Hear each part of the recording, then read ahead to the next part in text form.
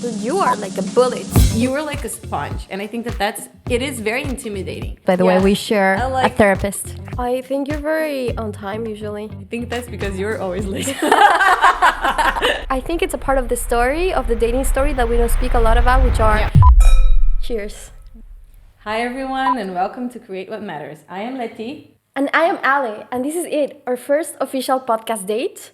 We're so excited to finally launch this passion project. True, that's your yink. Yes, for us. Let me just say something. I'm great at dates, by the way. Oh, really? Yeah, and it's kind of our first date, right? Yeah. Totally. And we're putting ourselves out there. We're starting to get to know each other. We have been friends, but how much do we actually know each other?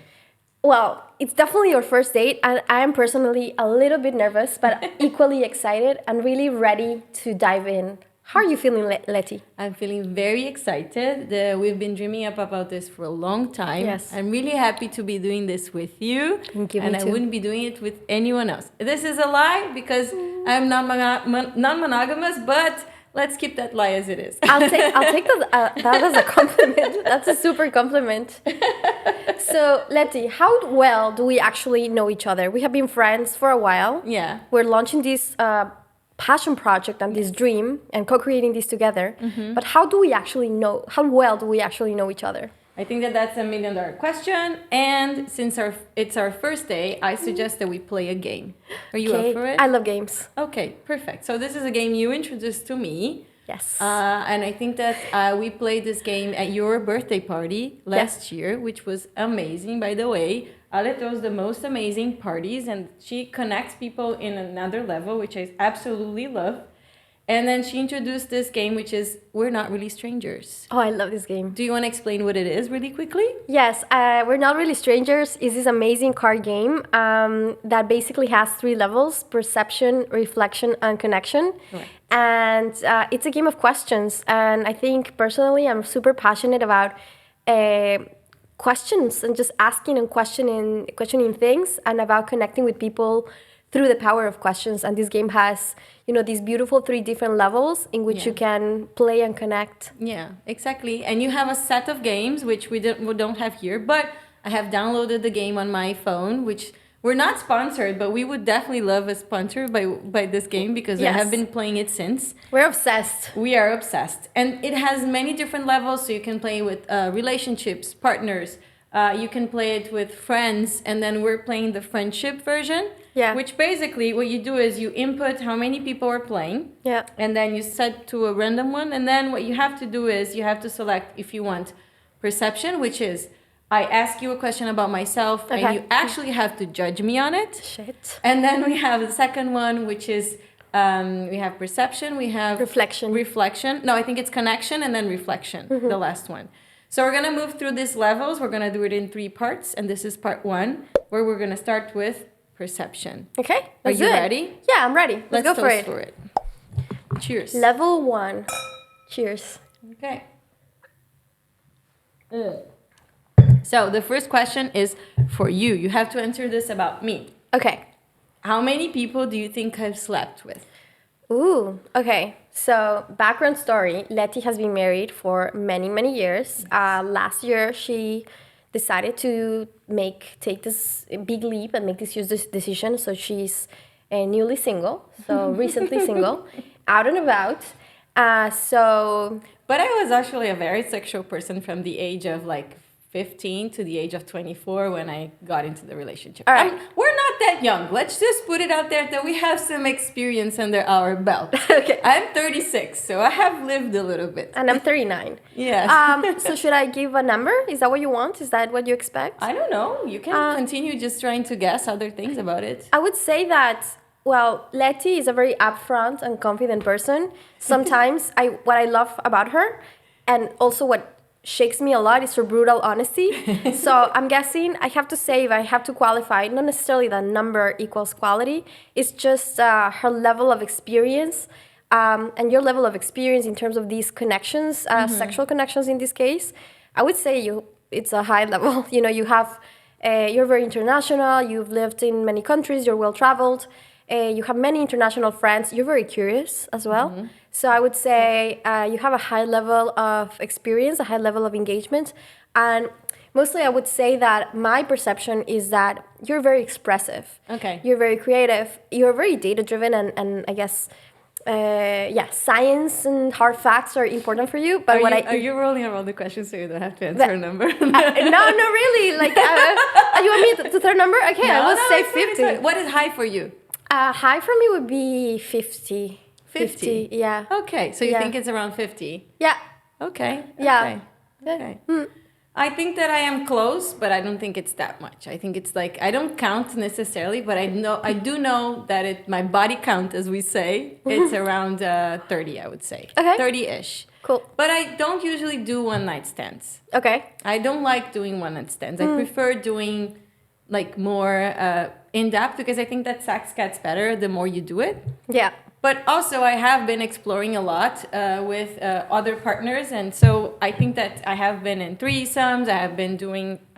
Also, I've been to kinky play parties that we're have A very colorful experience. a very colorful experience. So, how much do you count for that? So, if you have 4 people that you're doing sex with, which is not an orgy, I would say, but you have a swinger, for example, you're changing couples. Would you count? I think that's what I was saying. It's not necessarily about the number, but like the depth of curiosity and sexual expression. And I think my perception of you is that you're very curious, and that sex is a way in which you express yourself a lot, in which you explore. Yeah, for sure. So maybe not about quantity, but about depth. And also, what is sex, right? I think that that's also another question. Everything that maybe you can get an STD from could be sex, right? Yeah, sure. So I'm also bisexual, so I think that also qualifies as sex. So probably you're more correct than I am.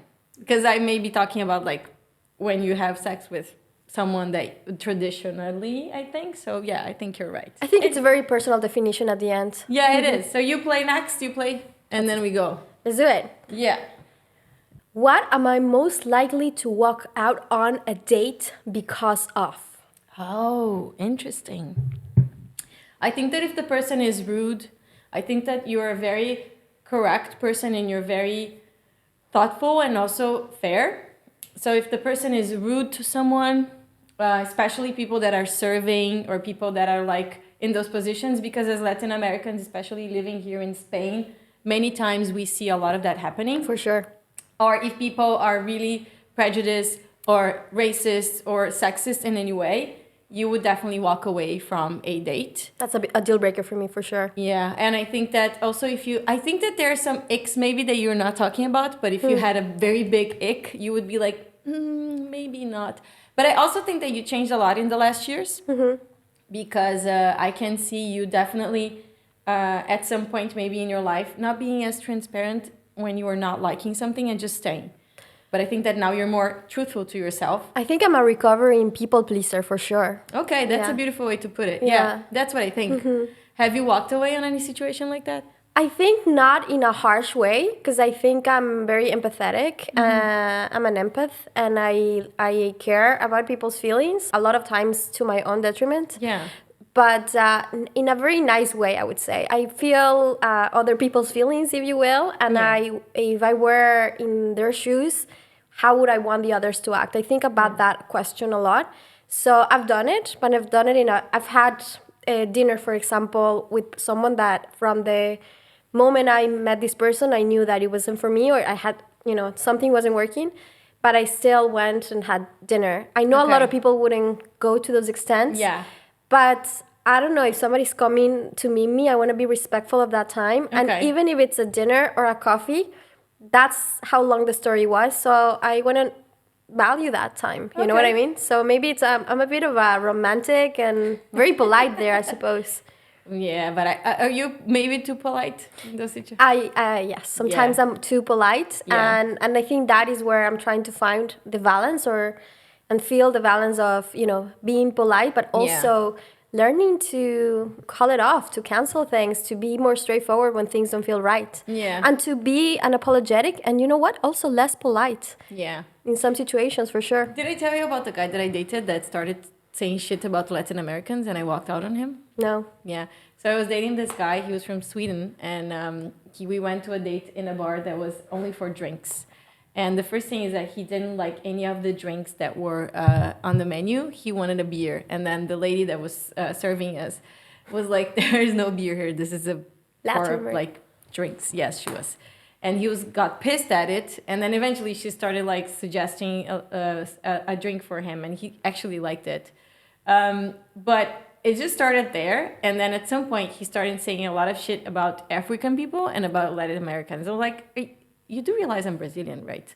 Shit. You do realize that I am not from here. And then he started saying that some people are like this or like that, wow. And then just generalizing. And then when the word Bitcoin came up, he was like, "So do you invest in Bitcoin?" And I was like, "Let me stop you right there. Let me ask for the check." He was a Bitcoin bro, something like that? He was like, "I have 60K invested in Bitcoin." And I was like, "Awesome. Great for you. And I don't know why you're sharing this on a first date, but are you trying to impress me somehow?" So I was like, let me stop you right there. I'm going to ask for the check. And we're really not compatible, but I appreciate your time.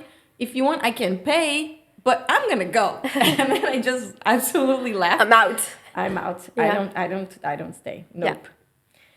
Yeah. Okay, next. So, when do you think I'm most in my element?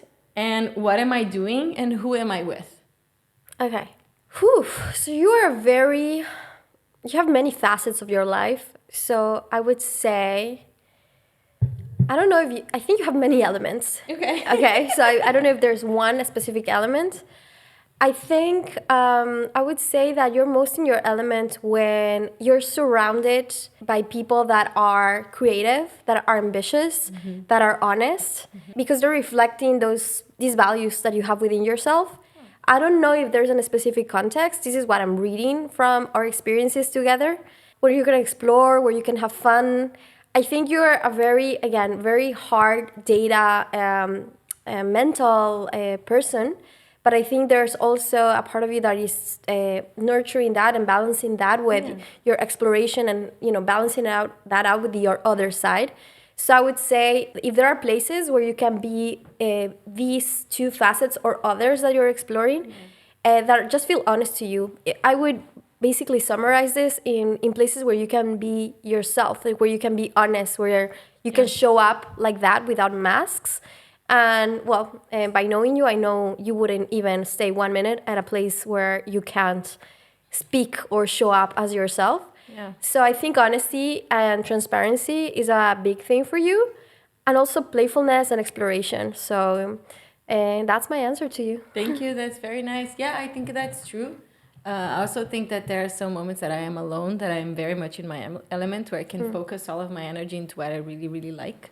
So, for example, when I'm training, when I'm lifting heavy shit, I love lifting weights. I think that that's a very big element for me. I really like it.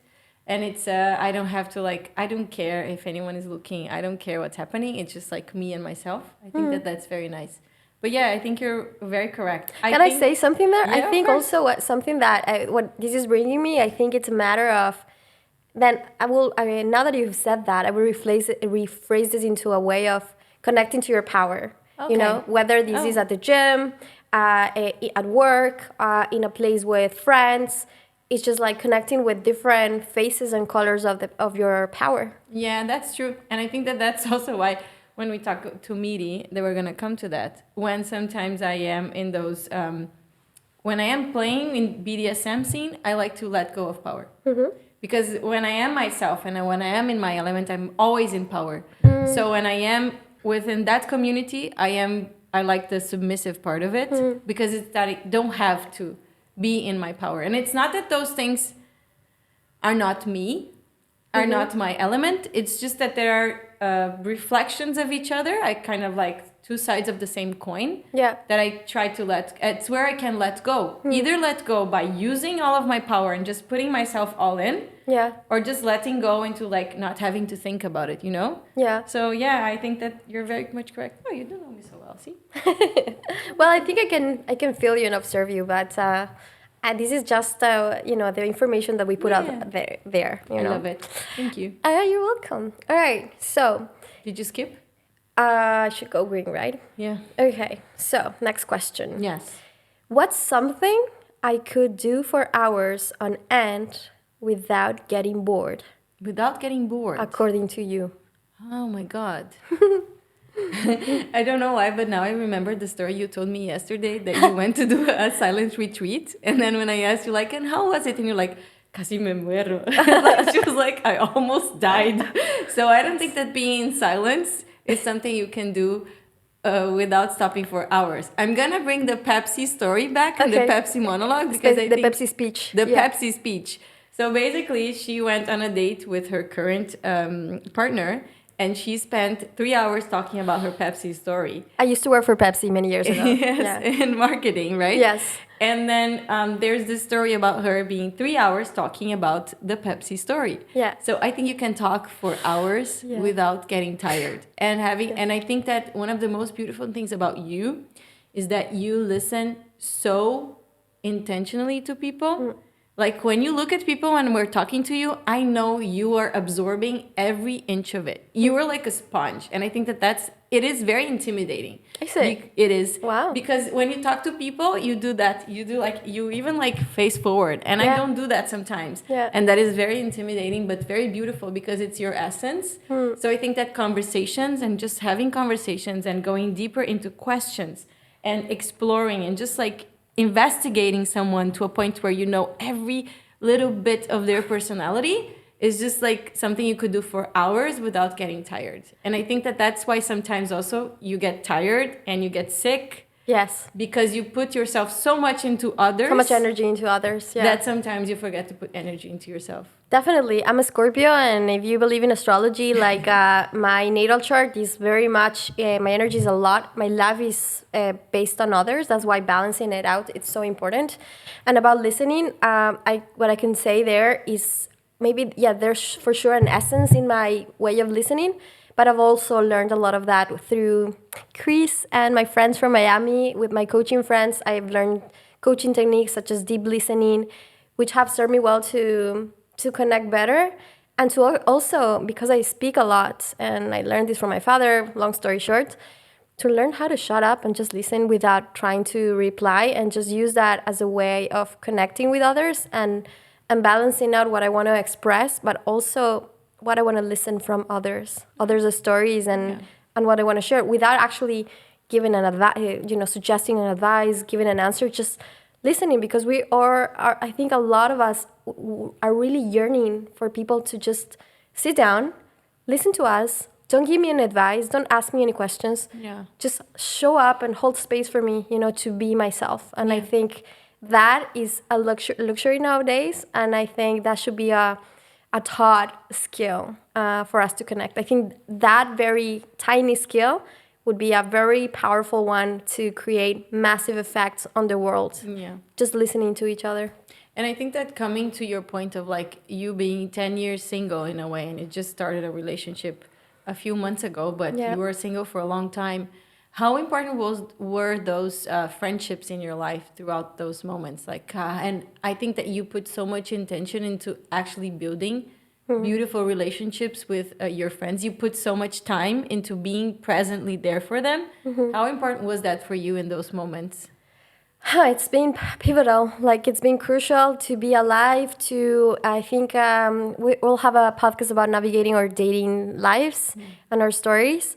I think without my friends, without my people, I wouldn't have been able to survive. I think navigating the dating scene today can be really bad for your mental health, especially if you're not nurturing your self-esteem, your self-worth.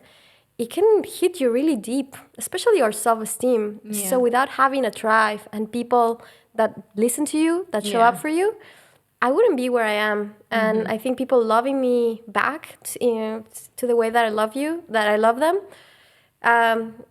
it wouldn't be, and the stories wouldn't be the same. Because the stories of challenge dating situations wouldn't be the same without the light of my friends and their friendships. And I love you, and I love all of my friends. You know who you are. I think it's a part of the story, of the dating story, that we don't speak a lot about, which are who is our support group, who is our backup. When somebody dumps me or ghosts me, who do I call first? Who shows up for me? Not the fuckboys. Not the fuckboys. Should we go next? Yes, it's me. Definitely not the fuck boys. In your case. This is very common to me because this is a very cultural Brazilian thing. If I'm running late, what's most likely to be my excuse? Work. No, wait. I think you were on a kinky party or something. No, I'm just kidding. Do you think I go late to dates? No. No. I think you're very on time usually. I think that's because you're always late. That I am always late. No Always. way. I've been catfished. Oh, wow. So I'm always late on purpose. I'm sorry. I'm going to be late 10 to 15 minutes I want to see who's waiting for me. Oh, wow. So you like spy them before? Of course. Wow. Yeah. I've never. Sometimes I talk to them on WhatsApp before. So you like grab a coffee and sit on the. No, I just like, I am purposely late. Interesting. And then I am normally late. I don't have to do a lot to be late. Yeah. I am usually like, I think I'm going to change my hair. Then this makeup a little bit more. And I change a little, this coat. And then I just like, I get late a little bit. Yeah. I usually leave my house the moment I should be at the date. Mm-hmm. You can say that that's rude, but also I've been early and I've been disappointed. So it's not that I'm not going to show up and say like, oh, you're not the person that I saw. But I just want to make sure. Yeah. That person is the person that I saw. And it's not your pictures from 10 years ago. Yeah, for sure. So I usually am a little bit late. Okay. But it's like, we call it fashionably late. Yeah. So it's, that's it. Should we go to the next level? Yes, let's go to the next level. Should we go to level 2, connection? Okay, ready? Yes. Okay. What part of your job doesn't feel like work? Oh, that's... What part of my job doesn't feel like work? Hiring people. I know that it is a job. I have a company. I own a company in 2 countries. I own a company in Brazil and I own a company in Spain. We have 12 people in the team right now. And I think hiring people and giving raises is the most fulfilling thing I've ever done in my life. That's amazing. I don't know why, but it's just fun. Wow. It's just fun to give people money. And I love it. I love this attitude. I don't know. And just like getting a big project that someone can work on something that they love. Or starting something that they are very excited about, and they have been voicing for a long time that they really want to do it. I just love it. I'm in love with this energy. I love this. It's such an abundance. You can see that it's not a job because I get pumped with it. You know, get excited it about gives me energy. Yeah, I love it. Yeah, yeah, great. Yeah. All right. Me. What conversations are you avoiding? Yikes. Okay. I don't see you avoiding any conversations, by the way, but anyway. I'm going to categorize it in my mind. I think I'm still learning to have a better relationship about money. Okay. For many reasons. I think this abundance mindset that you have is very inspiring.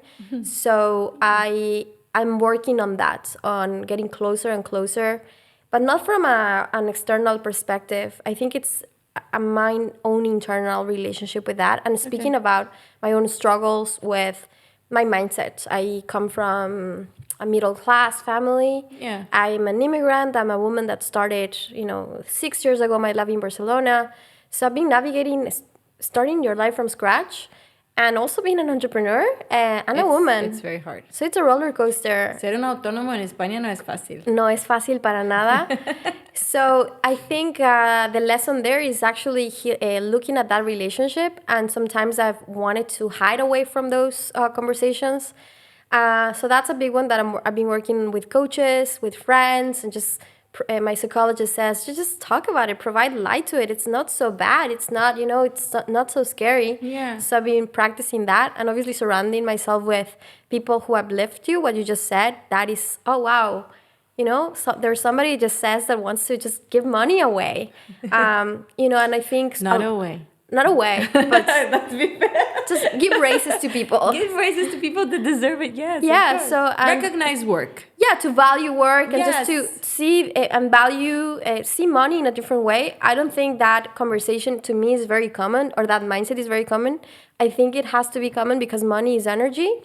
So that's one conversation. I think other ones are around family. I think family is a big thing for me. There's beautiful things and there's hard things.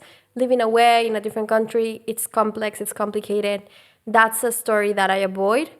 And I think also maybe some Christmas was difficult for you, right? You didn't go home for Christmas. Yeah, it's the second year that I don't go home for Christmas. It's a deliberate decision. Why do you call Ecuador home still? Wow. I think I attached. How long have you been living here? 6 years. Oh, yes. Yeah. Yeah. It's I think I have to, if I'm really honest with myself, I haven't cut the cord fully. Okay. Yeah. So choosing not to go has meant choosing to make home of where I am, right? Yeah. And then, so family is a big one, and cutting the cord and rewriting and reinterpreting what those relationships mean to me and who I am, because I guess Ecuador sees me still as a little girl. Oh, really? Yeah. Ecuador? My family. Your family. My family, the people there, and as a different person, and not the one that has navigated 6 years of many things here, right? Yeah. I think there's a duality or just two different alleys there. And finally, I think another one, a last conversation that I've been avoiding is just allowing to really take care of myself, you know? You know, that part of putting others first and, you know, like just checking in with me and saying, wait, Ale, you need to stop and go to sleep and not work until midnight. Yeah. I think that one, it's basically an inner dialogue that I'm navigating a lot with. Okay. I think I'm a very hard person when it comes to my inner dialogue. Yeah.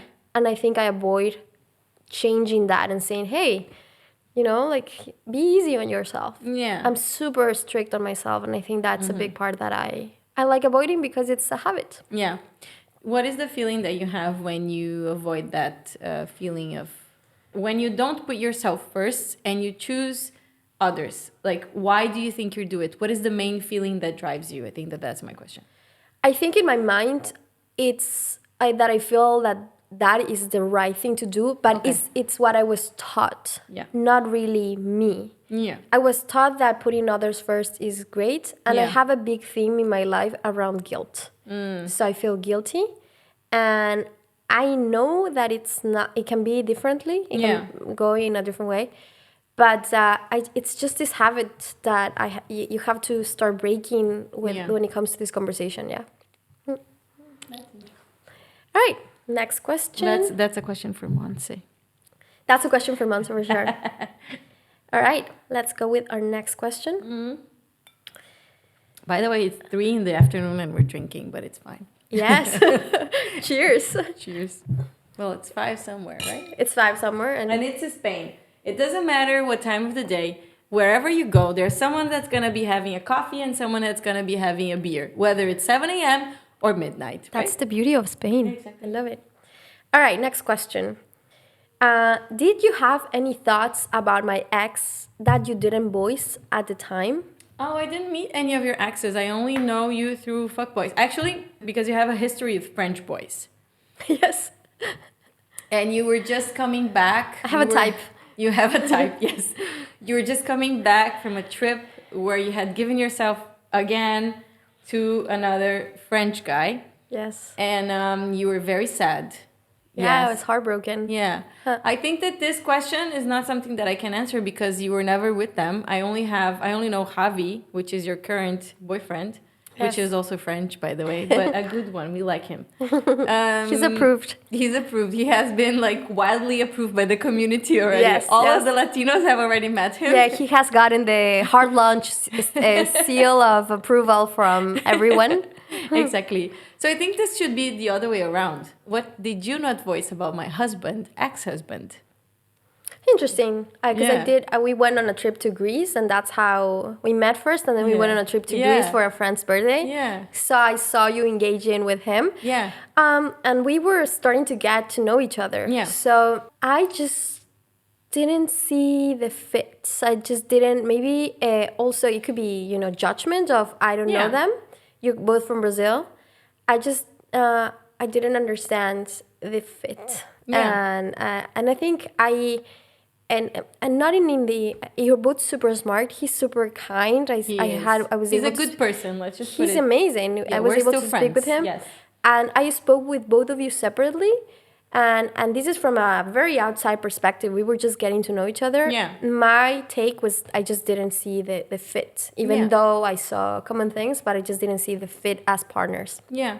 So I think you're very right. And I think that this is an important thing to say, that we were together for 12 years because we admire and respect each other a lot. And in the beginning, we had a lot of fit. I think for a long time, it did work out as a couple. But I think that we built a lot of the things, but we didn't build the relationship itself. So I think that I wrote about it. I sent it to you. I think I lived 12 years of partnership, which is rare for you to find. Companionship, respect. It's so rare. Everything. But he was a great friend by the end. And I needed more from the relationship, and I needed other things from the relationship that it was not giving me anymore. So I think that it was a moment for me to realize that I needed to go in a different direction. And I think that he slowly started to understand that it was also for him in that sense. Yeah. So I think that we both, I hope, I haven't spoken to him in recent months for that. Specifically, we speak about other things.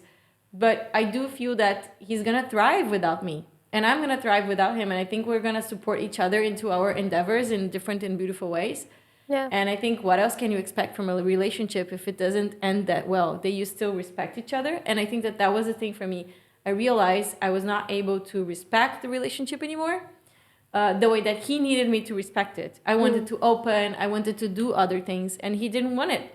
And that's okay. That's a fair choice. Yeah, exactly. So I think that we parted ways, but we're very much still in contact. He has my cats. Am I going to come back for them? We don't know. Yeah, that's a question that's for Monse. But yeah. Yeah, and I think, by the way, something that I think about this is, even, if we're very recent friends and I didn't voice anything, I think at the end of the day, the answer to this partnership is so personal, is so internal. We see things, but we don't actually know what people are going through, who people are. So I am very mindful of not giving people too much advice or just getting involved too much, because I think we learn by our own experience, Yeah. So I can be your company as a friend, but then getting too involved in that or just giving advice, I don't believe in advice, to be honest. I think we just have to walk each other through our own experiences, whatever they are. There's no good and bad, and I think this is your experience is another example that it was beautiful. Yeah. And at the end, something that is so admirable about this, it's that you're ending it on an amazing friendship with a good note, with a good sentiment. And I think that's an example for how things should end. It's not how beautiful relationships start, anything, but I think a real value that I see in life for any relationships is our capacity to end things well, even if it's 30 minutes grabbing a coffee with somebody or traveling 1 week to Paris. How we end things says a lot about people, and that's something that I love. So congratulations. I don't think it's a congratulations, but I think I wrote about this, that I don't think it's the ending that matters. I think it's how you lived it through. Because I think if you live it honestly throughout, you're always going to end well, because you're being honest, you're being open. I think that there's no ending badly if both people are willing to grow. And if both people are willing to learn from it, That's a nice way to put it. Yeah. I think it's all about the it's also journey. the process. It's the process. It's not the beginning or the end, but the process. That's very interesting. If you accept the other person's decision and you accept them for who they are, which is a relationship in the end, whether it's friends, whether it's professional. We had a recent situation where someone that was supporting us here, sometimes you put a lot into developing that person, and then that person decided to go a different direction and work with us, right? Yes. And then the same day, Sako came, and she's amazing as well. Yeah. And I think that sometimes we need to understand people's spaces and who they are and where they need to go with their own choices. And if we're okay and mature enough to understand that, we're always going to end well. Because we know that if there's no match from both sides, if you don't feel it and I don't feel it, or if you don't feel it but I feel it, it's still a no. Yeah. It doesn't matter if I feel it but you don't, It's a double-way street. Always. Yeah, exactly. Yeah.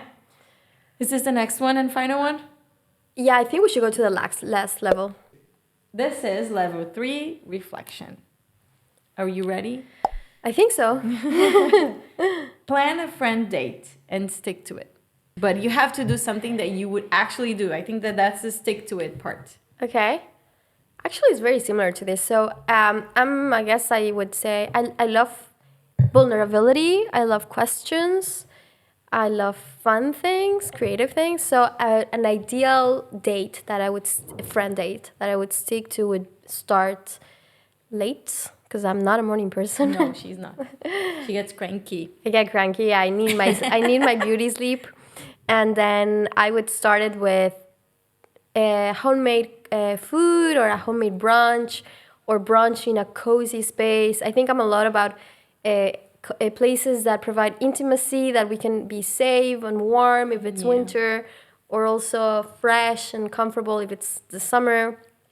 So I would having food and drinks and just feeling cozy and nice would be that, nurtured, and a place where we can just be without our masks. We can be with pajamas or without too many things happening. Just be very simple and just enjoy. Be about the connection, not even though we feel cozy.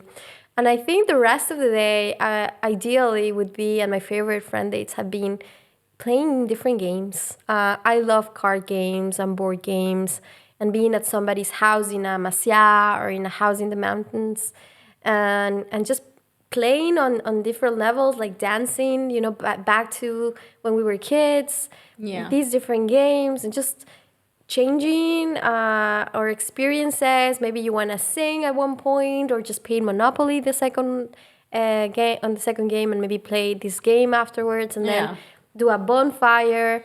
Just a bonfire. Where are you gonna do a bonfire? On a masía, I guess. Oh my god. on a house in the mountain.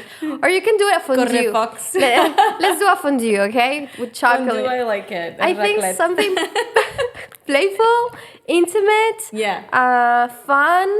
I think keyword for me, intimate. If it can be playful and intimate, I'm super happy. And I can really, I think, shine and just be there for others and be there for myself. Yeah. That's for me the ideal date. You make really good friend dates. I think you're amazing at it. Thank you. Okay, next question. It says, take a selfie and save it for memories. Okay, take a selfie. Okay, grab this one. I'm going to take a selfie with our phone. Yeah. Ready, everyone? Yes. Okay. I'm going to take a selfie with our heart. Cute. There we go. Next. How has our friendship raised your standards for all the rest? Oh, wow. Yeah. Meow. I've been thinking about this a lot. Really? Yes, I've been thinking about this. And I think I just said it in the beginning. You may not see it this way, but in my perspective, I think you have a very abundant mindset. Okay. We can explore in another podcast where does that come from. So I'm Greek thing. I am dating an English person, and I have dated a lot of English person in the last years, and they say I'm too happy sometimes. Not too in a bad way. They're like they say I'm always happy, and I don't know if that's cultural or if that's just me. I don't know. Maybe it's both. Maybe it's a little bit both. Yeah. Because I think that we do have this thing of like being really happy as Brazilians, but I understand my abundance in the sense not just of money, but of like giving energy maybe. Oh yeah, that's a nice way to put it. So I would say definitely around your detachment to I have this beautiful house, I have these companies, but if it breaks, if this glass breaks, we'll get another one. It's fine. I'm not scared. I think that's really sorry. It's kind of true. Yeah, I'm laughing because it's true. It's so true. Yeah, I am very I think courageous. this to me is like really easy and in that way. It'll be okay. So I just think I've redone it so many times that I know I can do it again. That is uplifting for me because I just think it's like, oh wow, she's easy with these things. I get stressed a lot. I have more attachment, more control in that sense. If this doesn't work out, would you get attached to it? I think in a way, yes. Okay. Yeah, I would think about it. Okay. I think you wouldn't. I think you would be more relaxed and easy with that. I think I would see it as a beautiful chapter. Yeah, I would question it more. Yeah. Okay. Okay. I think would be sad. Don't get me wrong. I would be sad. You would be sad? Yes, Yeah. yes. But I think it would be easier on you. Then other things I would say, I think you're such a girl crush in many areas of your life. Stop it. I'm gonna Yeah. No, but it's true. I think, wow, it's what you're doing with two companies but not only having the companies that are successful, but she has two teams, one in Brazil and in Spain, loving the work, loving working with her. A beautiful tribe, because it's not only a business, it's not what and then this team is creating amazing data visualization and data projects for making beautiful changes and telling stories through data. I mean, how many people can say that? I mean, let's be honest. I don't think a lot of people can say that. I don't know. You're very inspirational to me as an entrepreneur. Thank you, love. And as a woman. Okay. And then we can cry. No. And I think also I'm gonna schedule for later. Cry. schedule it, or just you can just let it happen. No, I'm fine. I'm fine. And I think this energy of happiness. I want to have fun. Let's have fun. Let's make things happen. Also, that's another thing I love about you. You are like a bullet. You make it happen at 3:05, and the thing is getting done. And I am more like, oh, let's take it slow. I'm gonna get dressed, and you're like, let's go. So that to me is like, oh shit, let's do it. And I think that is like cool.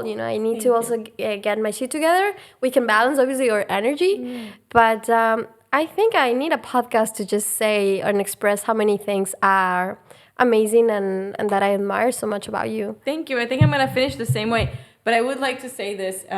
I think that this is a good moment for us to finish. Maybe I would like to say that I think that for a long time I was on a cruise. I was cruising, and not that I was cruising in the way that I was enjoying life. No, I think that it was the inertia of life that was pushing me, but also the expectations of other people on me. Okay. And then especially because I think I had interest into how much I wanted to express myself sexually, personally, in all areas of my life. I think that was holding me back a lot. Mm-hmm. And then a few years ago, a really good friend of mine called Karen, which is someone that stands she really uplifts the patterns of and the expectations I have on relationships and on people, because she's amazing. And funny story, I met Karen when I was in one of my first biggest jobs, and everyone kept comparing me to her. Mm. So wow. It was something that was a big thing for me, because we're both Brazilian, but she also came to live in Spain and some crazy thing in life. Wow. And we became friends here. And we're very different. We're very different people, but we're very driven. So she also inspires me a lot, just like you inspire me a lot, and I'm going to get there. Thank you. But I think that a few years ago, she told me something that I was like, Karen, how can you do it all? And she said something that I will never forget. She said, I am in love with life. I fell in love with life. That's beautiful. And I realized that I was not in love with life. So I made it, when I heard her say that, it started slowly to get into me that I needed to get back to life. Mm-hmm. And I needed to fall in love with what I was doing, with the people, and with myself. I think it comes down to being in love with yourself first. Yes. We're talking about relationships. Mm-hmm. I love myself. I fucking love myself. And I think that is something that we should all strive for. And I want to be the best version of myself. And even on my worst days, I'm fucking awesome.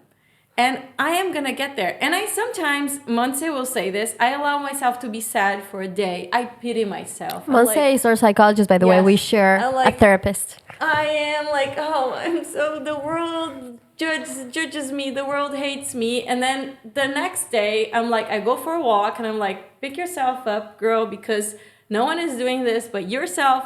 You need to get there and you need to do it for yourself. So I think that that's something that really changed my perspective on life. Mm-hmm. And I think that if we were to meet 5 years ago, you would see a stressed, overworked, burned out woman. But I really changed a lot. So thank you, because it really reflects all of the inner work that I have been doing, I think. And I just love life. I'm in love with life. I can definitely say that. Yeah. That's amazing. Then to finish off, what I love about you didn't talk anything about your work, but I think you talk very little about yourself. You are a person that you know so much about growth. You know so much about marketing. You work closely with women, and you work closely with entrepreneurs and women that you uplift them to do amazing work, just in how they see themselves and how you help people without asking anything back. You give a lot and you don't take anything. And what I want you to do, and what I wish for you for the next year and for us, is for you to take up space. I want you to take up space, as much space as you want, Alejandra, because you're amazing. You're incredible. And if Javi doesn't come along, we're going to leave Javi back just so he knows that. Because we don't fucking care, you know? I think you should go for it and you should take it. Because you're just like, you're the first Ecuadorian and Latin American woman to teach for Google. You have been teaching amazing work for Adobe, and you don't even talk about it. You have been teaching young generations on marketing, on growth. You coach people in a way that I haven't seen in a long time. You do everything with heart. You do everything in intent and intention.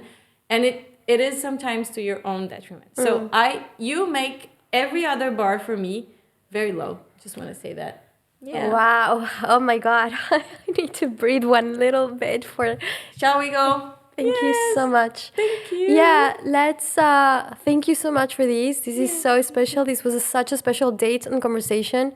Should we wrap it up? Should we go on a second date? Yes.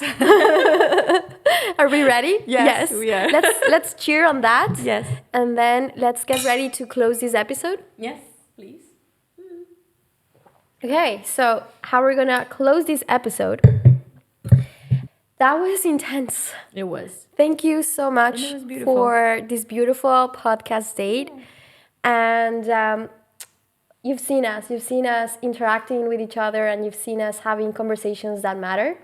And we truly believe in this way that creating meaningful connections and having open conversations about these topics is just so important. So that's what we want to create. Yeah, and I think that this is a podcast for us to start a conversation. So if you have any questions around relationships, about leadership, about well-being, about health, about anything that you're interested in that could somehow be connected to what we can create together that really matters to us and what really resonates with us as human beings, but also as a self-discovery, we're more than here to listen. So just hit us a DM. Send us a DM on Create What Matters pod. Yeah. With your most pressing questions, with episode suggestions you want us to cover. We are there hunting incredible people to talk about many different topics. It's not only about business, but it's about talking about everything that makes us human. Yeah. Money, relationships, traveling, productivity, anything. We throw everything into this cocktail of creating what matters. We're here for you. Throw us your questions, and we're going to be co-creating this together. Yeah, so thank you for joining us on this very intimate first date. Yes. We hope to have many more in the upcoming seasons. And we'll see you next time. Let's keep creating what matters. And until the next time, bye.